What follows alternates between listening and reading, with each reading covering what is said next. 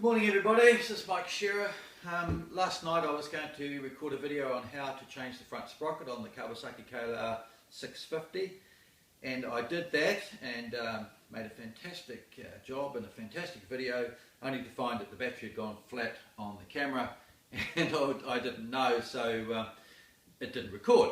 So rather than go through the whole thing again, because principally the main reason I don't want to go through it all again is because on the sprocket there's a locking washer that you have to bend the side up, and I've already done it a couple of times and it's getting a bit weak and I don't want to keep doing it because it'll just break and I'll have to replace it. But I will just show you what I did and run through the process briefly so you get an idea of how to go about it.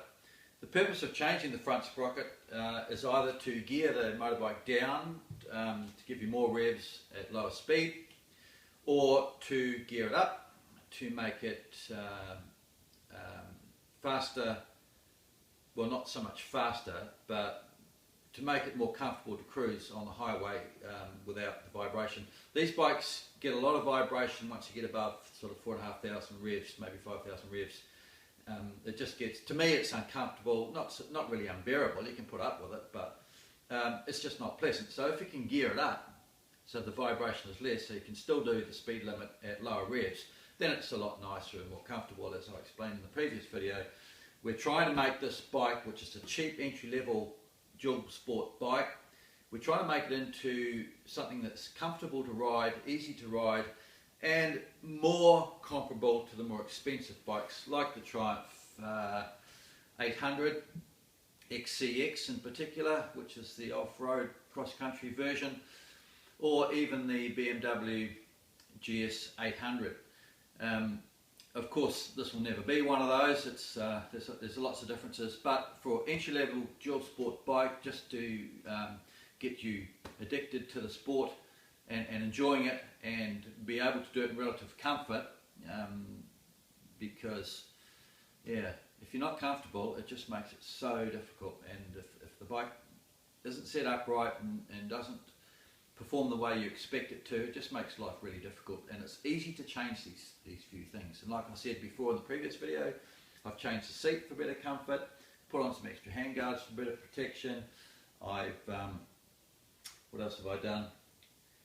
I've added external power supply so I can run my GPS and my phone on the move, because some of the adventure rides you do take all day, and you or even a couple of days. Maybe you could even do an adventure for a much longer period of time. So you need these things all working right. It's not hard to do and it's not expensive. Anyway, I'll just come around to that side of the bike and adjust the camera, and I'll show you what I've done.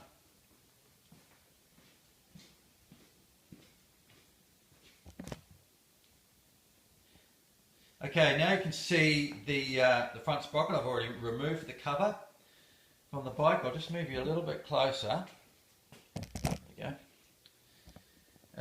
And there you can see the new 16 tooth front sprocket that I put on. Now I'll come around here so you can see the old sprocket. Now that's the old 14 tooth sprocket. It surprised me a wee bit when I took it off, because it's got a rubber facing on there and on the other side. This is the side that faces out, and it's a little bit concave there, and on the side it goes against the engine is flat. Not sure why they've got their rubber on there. I can only assume it's to provide slightly quieter running. It doesn't appear to do a hell of a lot else. It may help take the weight off the sprockets themselves to make the sprocket last longer. I don't really know. However, the new one doesn't have it, and you can't get these off. They're stuck on there pretty tight. So you don't need to worry about it. The thing is, the new sprocket has the same spacing on that side, so it's the same distance away from the engine. It's not rubbing on the engine, it doesn't rub on the bearing. And on this side, the spacing is exactly the same, so you can fit the locking washer on, which is here, to hold that nut tight. So I've taken the old one off and got it on. Now just a little hint here: when you're trying to get the old sprocket off, imagine it's on there like that, it will be stuck on there. And once you get the nut off, you can't you think, how the hell am I going to get it off? And if you don't have a puller, a bearing puller or a sprocket puller to bed it off, there's a little trick that's the easiest way to do. What you do is you put the nut back on the shaft and have the nut flush with the end of the shaft. And then you just give it a light tap with a hammer. I just use this trusty old claw hammer. Light tap like that. Well, actually a bit harder. The good sharp belt is really good, and you'll find the sprocket will just pop off. So that's that. Putting it back on, reverse process. Put the new one on. Put the washer on. Do the nut up, and then you fold the side of the washer up against the nut to lock it in place, and that's all there is to it. Having done that, you can replace the, no, before you do that,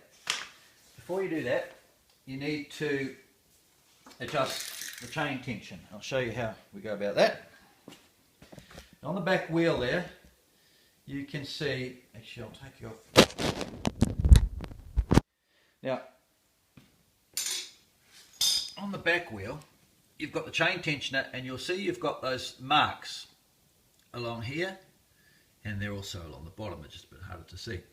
But on the actual steel piece here, the chain tensioner itself that pulls is attached to the axle and makes the axle slide backwards and forwards, you've got another mark just there, and also at the bottom, and you line up that mark with, well, just you get the chain tension right, and then you note the position of that mark. Now it's exactly the same on the other side. So, and that way you've got to have both sides exactly the same, and that's how you keep your wheel turning straight. That's your wheel alignment, in other words, for the back wheel. If you don't have that wheel alignment correct, you'll have undue wear on the chain and the sprockets, and you may even have trouble with the chain jumping off the sprocket because it's not running true.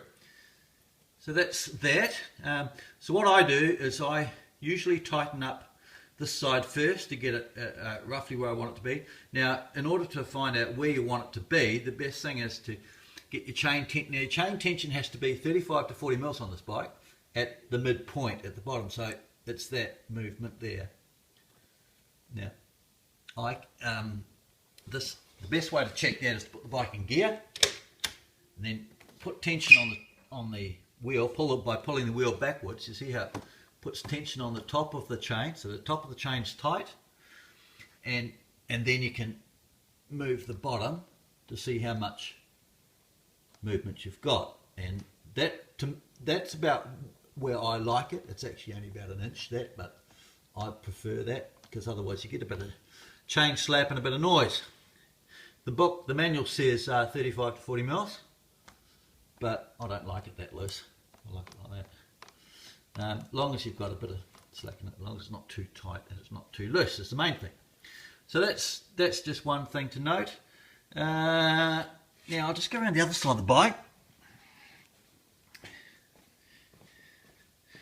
Now on this side is your axle nut. Now you notice the marks are exactly the same, and the little mark on the, and you might not be able to see that very well, but it's exactly the same as on the other side. So I know that the wheel is straight. Now all we have to do now is tighten that nut up, and then once we get it tight, you'll notice that there's a hole through the axle, and once you get it tight, you have a split pin, and the split pin just goes through, back through, down the hole, put it down from the top, it's the easiest way, and you put it through and then bend it over, and then that keeps the nut tight so the axle doesn't come loose.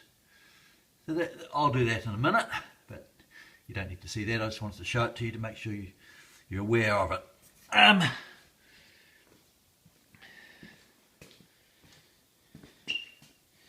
Now, just to get you back on the tripod there, just so you can see what I'm doing. Now with the front sprocket, when you're taking the nut off, obviously, if I put that back in neutral, obviously when you're trying to undo it, it's going to turn like that. So the best way is to get your socket. Now I don't have a socket the correct size to fit on there, so I did it with an adjustable wrench, which is not the best way. But if you've got the right size socket, or whatever spanner you're using, and then you just get on the other side of the bike with your foot on the brake, you see, and then it won't move, and that's enough. After you've got your socket on there, put your foot on the brake and just give it a good sharp pull if you're left-handed, or push if you're right-handed, just to break that seal of the nut, and you'll find it comes off really. It's not tight. It's just tight enough to hold it in there, and it'll come off really easily. Same for putting it back on again. Just a reverse process. Come around here, foot on the brake, socket on, tighten it up, just as tight as you can get it, and then you bend the edges of the washer over, like I have done. You'll be able to see there. I made a bit of a meal of it, but it's done all the same. Bends over there just to hold against the nut, just to lock it, and that's it.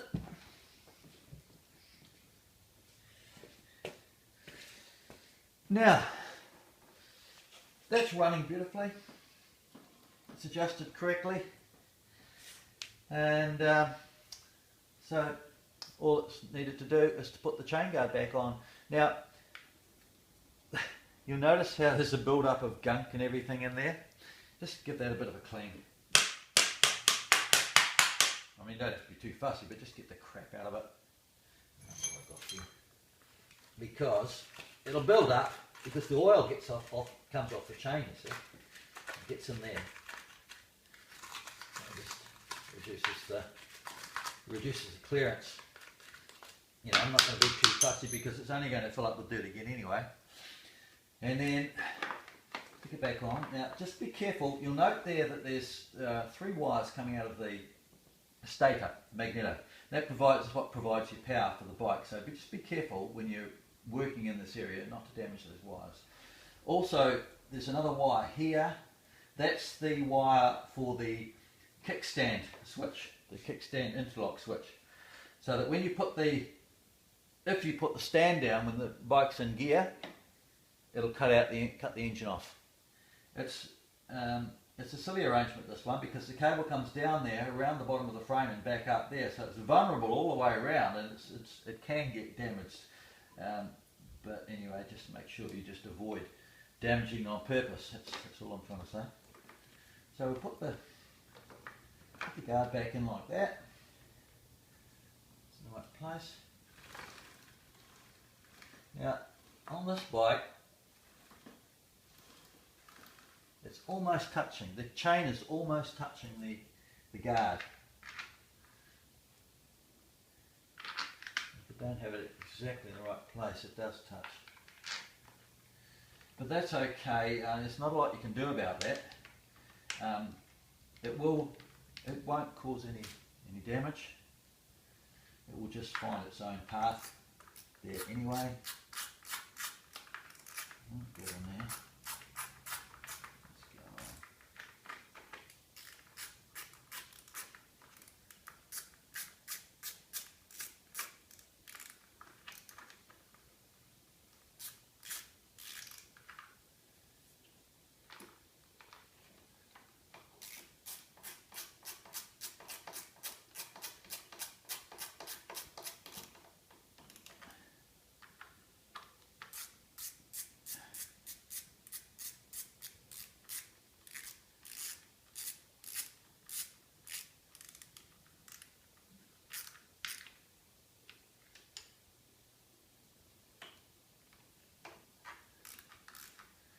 Now, just worth noting, this little socket set I've got here, tiny little thing.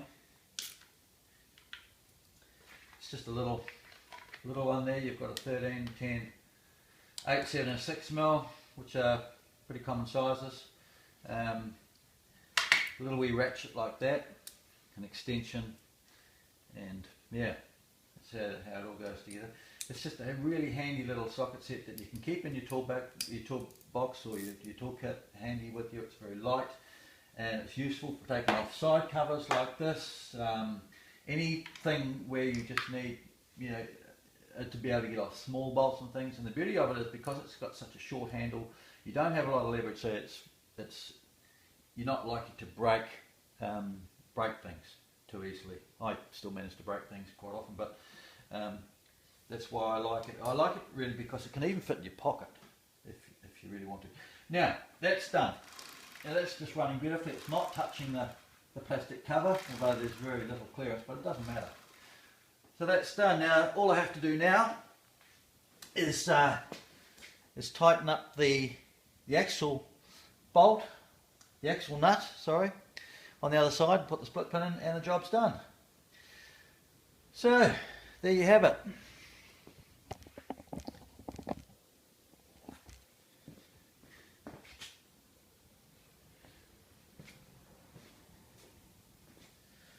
So that's the few pointers to look out for when you're changing the front sprocket on your bike. They do this a lot in America. They gear them up because they use them for a lot of highway use in America, and people use them for commuting. The beauty of these bikes, the biggest advantage of these bikes is their price. They're really cheap, and you get a 650, get truckloads of torque, and the only disadvantage that I've found with this bike really is the vibration, and by putting the 16-tooth sprocket on the front to gear it up a wee bit, you should be able to cruise at 100 kilometers an hour, the speed limit here, or 60 miles an hour with very little vibration. There'll always be a little bit of vibration because of the old 650 single banger engine. She's a bulletproof engine, but it's a rattly old bugger. But that's just the way it is. It's what you get with single cylinders. So you get what you pay for, in other words. If you can't afford the big flash bikes, and there's absolutely no reason why you need to afford to when you're first getting into adventure biking or adventure touring or dual sport, we're talking about a beginner's bike really. There are other bikes you can use for beginners, but this one, the thing I like about this bike is it's comparable to the bigger ones.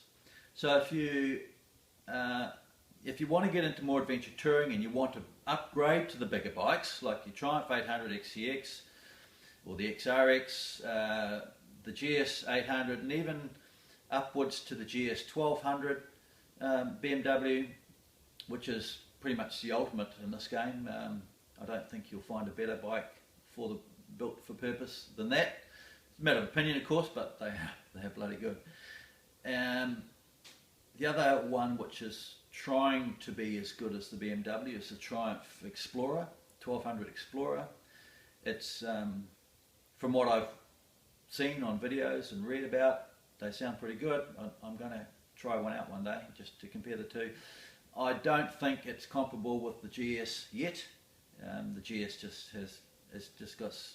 they've got, I think it's 4 decades or something of development and refinement on that model, and so brands like Triumph and what have you have got a long way to catch up, although they will catch up very quickly because all the stuff is known now. But there you go. This is a entry-level dual sport bike, almost a crossover between dual sport and adventure touring. It's a heavy bike. It's as heavy as the GS 800. It's only slightly lighter than the Triumph 800. But it's a really good way to get into it. So thanks for watching. This is Mike Shearer. Now don't forget to click my link in the description below. The reason why I can do these videos and go biking in the middle of the day when everyone else is working is because I don't have a job. I work from home, have a home business, and if you're interested in seeing how I do that and where I get my income from and how I enjoy my lifestyle, click on the link and it'll show you how. Anyway, thanks for watching. Catch you next time on the next video. Bye now. Oh, where's my remote? I've lost the remote. I can't turn you off. Hang on, there it is. Excuse me. All right. Bye.